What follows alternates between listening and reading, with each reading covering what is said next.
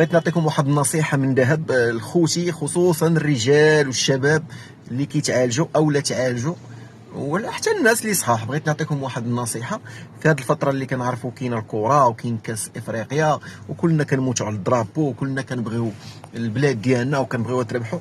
نصيحه لله، ما تعصبوش الاخوان. فاش تكونوا كتفرجوا ما تعصبوش. راه شحال من واحد الاخوان كتشوفوه يعني جاتو سكته قلبيه، شحال من واحد جاتو يعني واحد الكراز. وانت كمحارب سرطان، نصيحه من عند خوك محارب السرطان، حاول ما تعصبش، تفرج.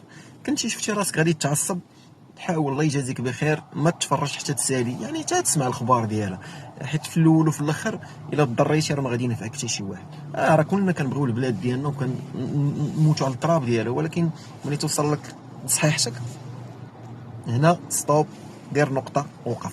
نتمنى تكونوا فهمتوا الميساج ديالي، والله يشافينا ويشافيكم، والله يبعد هذا المرض على اي واحد يعني كيتفرج فينا. الله يبعد منه هذا المرض، واللي مريض الله يشافيه. السلام عليكم.